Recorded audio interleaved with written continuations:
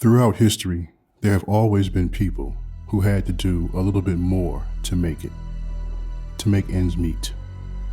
Living in economic poverty requires great individual effort, physical as well as psychological.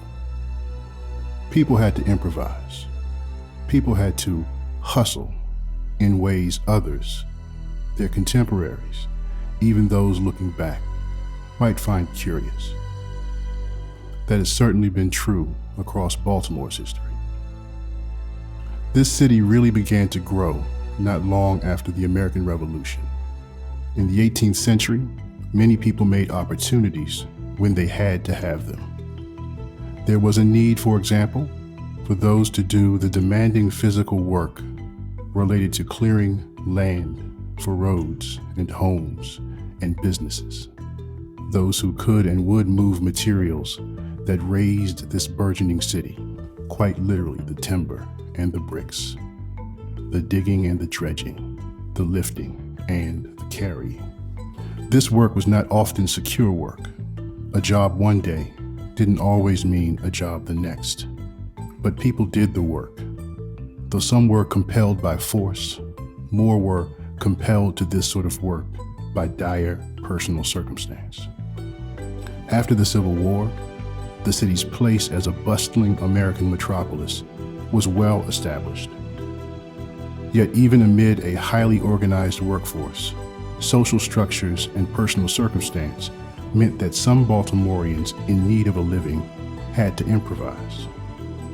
City streets teemed with hucksters and hawkers, offering all sorts of wares and services for sale, while carters for hire and domestics offering work for pay were seen throughout the city of Baltimore.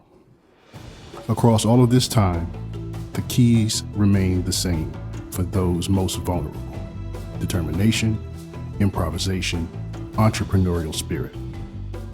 By the early 20th century, in fact, even for those shut out by discrimination from the lucrative opportunities cleaning up after the Great Baltimore Fire in 1904, there were ways to be found to help themselves, as they made a few dollars here and there, hauling away debris, or performing some other menial, often odious service for pay. In the normal course of the early 20th century, those who existed on the fringes of the formal labor markets continued to find ways to meet their needs, to make ends meet as they could. Young women congregated on street corners near busy intersections uptown, hoping to be selected by passers-by for the opportunity to earn a day's living at day's work, cleaning and doing laundry in someone else's home. For their chance, young men offered themselves and their labor for yard work, or perhaps found themselves downtown to the Light Street corridor, where they might earn a menial day's wage, unloading the great cargoes coming into the harbor from around the world. In the modern day, despite the establishment of social safety nets, people fall through. So, as did others before them, people look to meet their needs through hustle, through work. Often, this is low-skill work, almost always low-entry cost work. It is not glamorous, nor is it especially fulfilling. But then, there's also something of a tradition, something American, in that very old notion of finding a way. We can see Baltimore's so-called squeegee boys in this tradition, perhaps. Known around the city since at least the 1980s, squeegee services and other on-demand street services have been peddled in urban environments, not only in American cities, but also in England, Ireland, and Canada. Unlike suburban youngsters who offer to cut grass or shovel snow, squeegee boys downtown get mixed reactions from their fellow citizens. But we might try to understand them in the light of history, and in this moment, as people trying to make ends meet, to work, to improve their circumstance, if only a little, by their own hand. But more than anything, perhaps we should take them at their word. Listen to what they have to say. Many of the young people don't realize the historical voices with which they speak, or that their intentions to better themselves by any means necessary reflect the values and entrepreneurial impulses that rest deep within the traditions of Baltimore and the nation.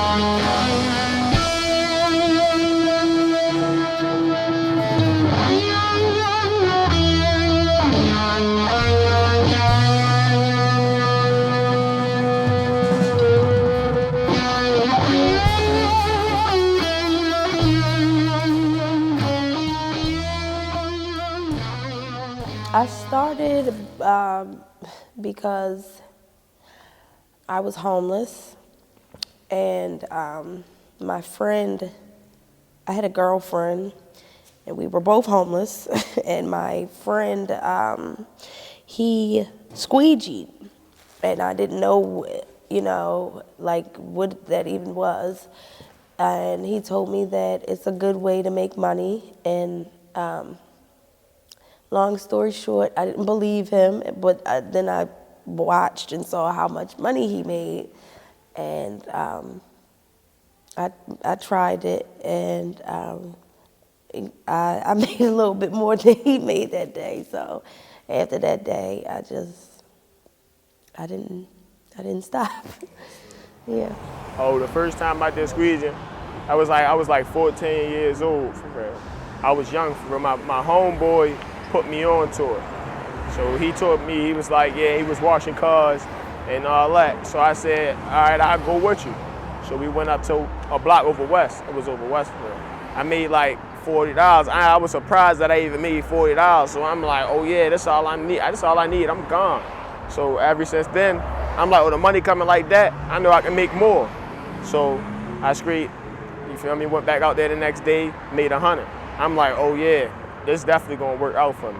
So ever since then, I've just been doing it, and I've been rocking out, doing what I gotta do.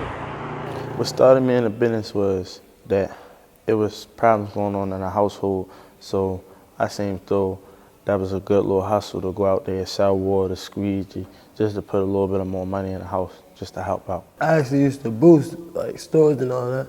And I figured this is the easier and better way because it's not breaking no law, but now they're trying to make it that way, so. Robbing people, stealing, not knowing if I be caught or not, scared. People gonna come get me, the cops might get me, I might get shot today or tomorrow, stealing cars, driving them, it was just like a lot.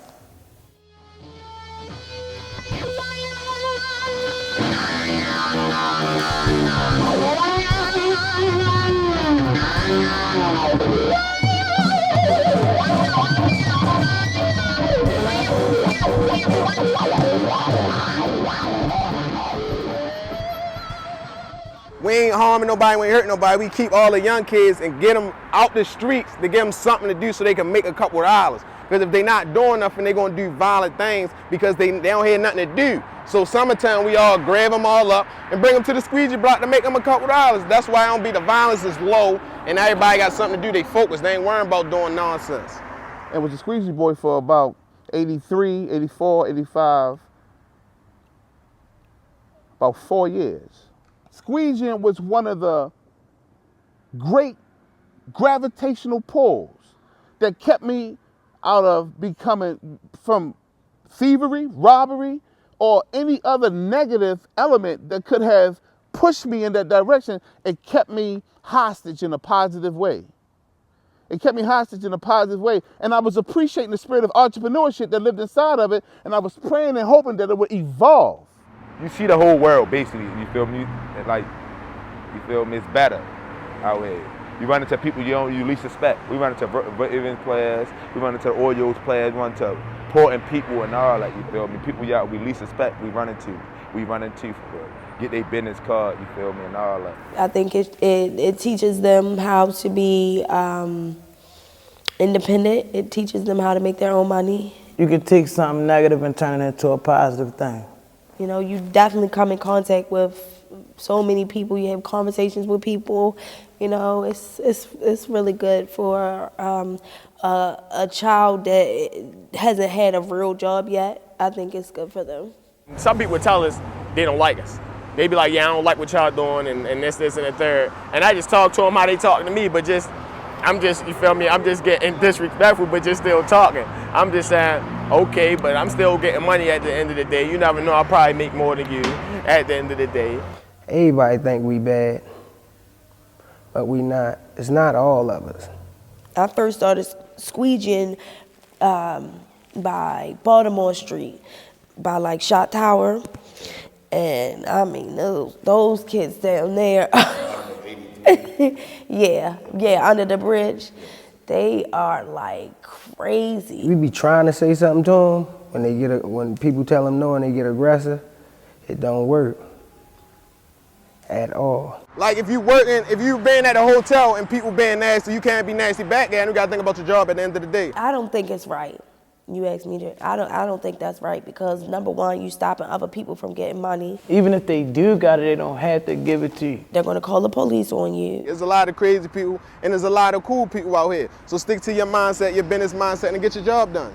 You got some people that'll pull up and they be going through stuff. They take their anger out on us. I had a gun pulled out on me because I sprayed a guy's window. Yes. I understand people be doing bad things, but you gotta understand where they coming from. It's not always us, but sometimes it is. You get what I'm saying? Sometimes we wake up on the wrong side of the bed and go out and do some crazy stuff, but like I said, it's not always us. I just want to tell all our squeegee kids in Baltimore City, any other state, anywhere, don't let your pride get in the way. Somebody be disrespectful, walk straight off on them, or just hit them with respect. Respect kills more than disrespect, because it's going to hurt you to disrespect somebody else. You really going to think. But you can sit there and laugh walking off. You already big bro. Already have a blessed day. Come back and holler at me. I'm here, big bro. Don't hurt to be respectful. Just don't let your pride get in the way. I hate when people pull up on me saying, oh, you going to stab me up. Where that come from? There's always bad apples, and everybody always perceive it as spoiling the whole bunch.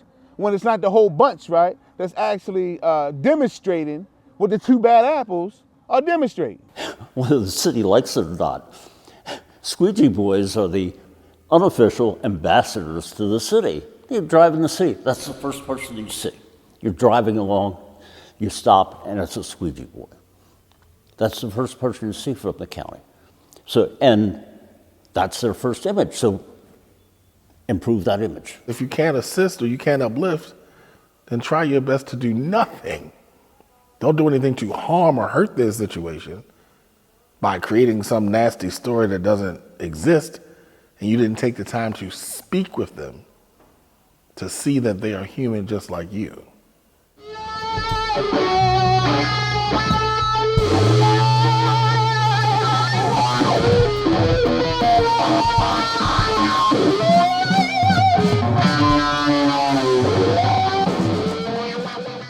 One unique aspect of Baltimore that Baltimore possesses that's a little different than other cities, right, is hacking. People talk about pulling yourself up by your bootstraps. That's the absolute definition. You know, you created an economic viability where there was none. You get a hack. It's like instead of getting a taxi cab or calling Lyft or Uber, right? Baltimore have a historical hacking process, where as though it's a form of transportation that came out of the veins and the spirit of Baltimore City. Squeegeeing is another historical factor that's a part of the generation that I come out of, and a generation that's out here right now, right? That's very unique in the historical elements of what we did through our struggle and through our journey. You know, you have people that are homeless, you have people that have no family, and you have people on drugs. A lot of us are on drugs. Like I was living with my aunt. She used to abuse me. She used to hit me with pans and extension cords. So one day I just left. My family wouldn't even help me. Yeah, I lost both of my parents in 2012, and I first started getting high when I was like 21, and after I dropped out of college, and I started getting high, and I lost my apartment. I had my own apartment and stuff, and like life just really got hard. They all know 4 or 5 of their friends that have been shot. This summer, I knew 4 guys. Well, now it was 5 guys because yesterday was another one that got shot. That have been killed just this summer. And these guys want to stay out of the drug business. They don't want to do robberies. So squeegee is really their only option for making a living right now. We need this to eat, survive, all that. I'm homeless at this moment. I don't have nothing. I'm out. I sleep outside and everything. So this is the way that I live. This is how I survive. Shit happens, excuse my language, stuff happens, and, I just want people to stop judging and stop being as rude as they are. Like, we already going through our own struggles. So when they come through and they cussing us out and treating us like we dirt, that just makes life so much harder, But then you have really good people that come through. Like, I have customers that come through, like, here, take the $20, $10, and I don't even have to touch their car. A great deal of us in Baltimore are living literally from one paycheck to the next. And what if something catastrophic were to happen? Would it not be us, homeless, and in a position where we had to do something in order to survive? One of the kids the other day, I was driving some kids to school, and one of the boys was saying, I need to get some money. I think I'll rob somebody. And the other kids would say, are you kidding? You'll get arrested, you'll get in trouble. He says, no, it's a win-win situation. You either get money or you get arrested and they take care of you. You know what I'm saying? Now I'm 14. And my brothers and sisters who are older than me, right? They're getting older. The hunger within my home is now growing, and now the opportunity and the resources that I see visually are deteriorating. And the only thing that's holding me right now in a positive way is the squeegeeing principles. Because inside of that principle, right, is spiritual principles inside of that squeegeeing process. One of them, right, cleanliness is next to godliness.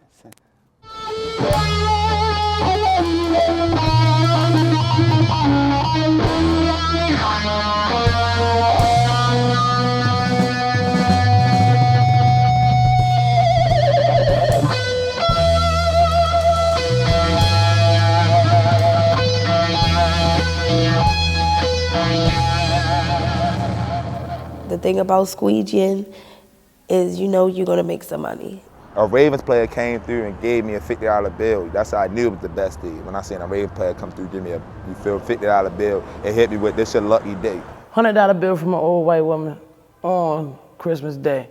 Man, on the best day, especially like on a Friday, Saturday. He had that deep voice, he kept saying, I'm a Ravens player, you feel me? So I was just so happy when he gave me the money for real. I forgot his name. I was just so excited for real, jumping around and all that for real. Like $100, $75. My best day was $350. And the way that came is because I was out here being I came out early. Every day you come out early is $250, $300 guaranteed. I ain't even gonna play with it. Because I'm a real hustler. The people that's really out here hustling, they're gonna really make what they need to make when they're mind to it. It was a late night and I made $60 from one dude and I was so happy. He gave me 3 20s.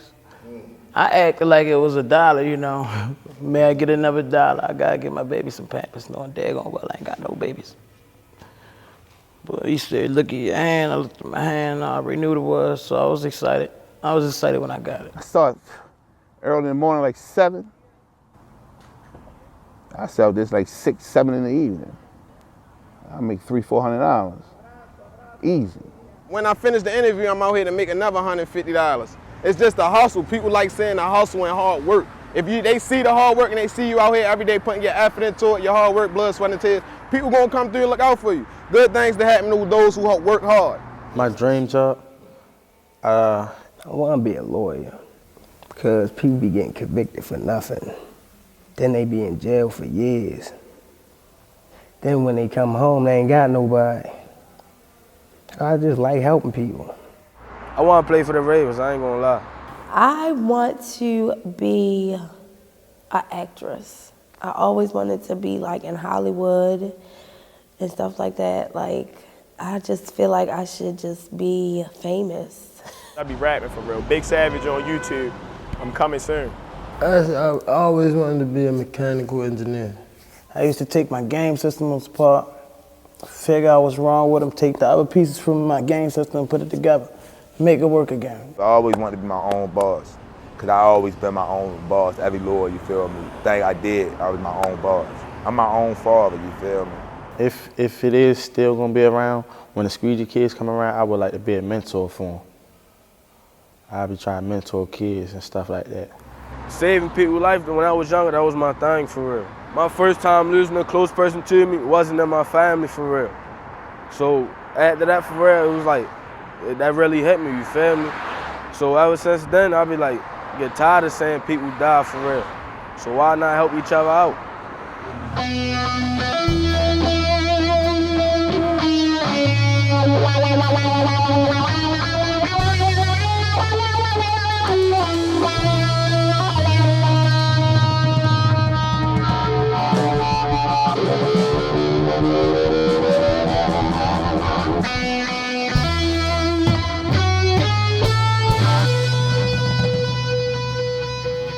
Don't be scared of these guys. These are the nicest kids in the inner city. These are the good guys. Smile at them, give them, let them know that if you don't have any money or you don't want to pay them, just say, I don't have any money today, but I love you guys. Really appreciate you. Give them a big smile. These guys are emotionally, isolated. They don't have a support family. And that emotional support of somebody in the car saying, I don't have any money, but I love you guys, is really going to emotionally help them. We need help. So don't treat me like trash because I need your help. Accept me for who I am. I don't care if you got money or not, just accept me for who I am. Only thing I want is for the community to move forward. And particularly our young generation, right, to take it to the next step. And guess what? Before my eyes close and our eyes close, right, we're gonna make it happen. We're gonna make it happen. What we doing is we dealing with a lot of attorneys and putting all this on paperwork so we can get a grant and open up this building right here for $10,000 and turn it into a car wash. Or that building over there. I was in and out jails ever since juvenile, and this here actually changed me. I just want people to know that, like, I'm so sweet. I just want people to know that I ain't a bad kid. I only do bad when bad come to me. That's all. And all the squeegee kids are good people. We all have hearts. We appreciate y'all for y'all coming out here and appreciating what we do and try to spread light on the situation from we know what's going on, but to show them how it really is on the other side of the shoe. So we appreciate y'all for doing what y'all do. Absolutely, absolutely. I thank y'all brothers for coming out, supporting the brothers. I hope that our documentary go a long way, and I hope it go a long way with us, that it help us out to get off the corners. Thank you. Yes, sir.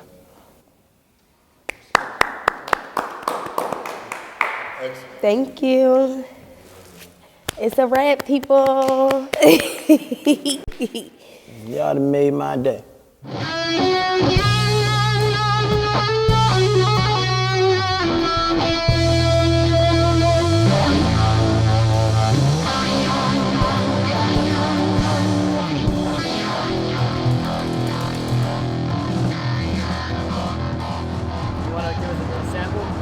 Sample of a freestyle or something? I ain't got no clean freestyles. See, look, all profanity where I'm from. Talk about how we gonna make it. How we gonna make it? Off the top, we gonna make it. Oh, I'm gonna make it, for real. Well, we gonna make it as a team by keep calculating more green, by keep coming out every morning, making everything. It's hard, for real. I gotta catch it. But yeah, We swinging money to money through Sunday money to to money. Sunday, yeah. Straight up. That's what we doing. No days off. Never a day off. 300 and number 10. You heard? And we keep it rolling. Whoa!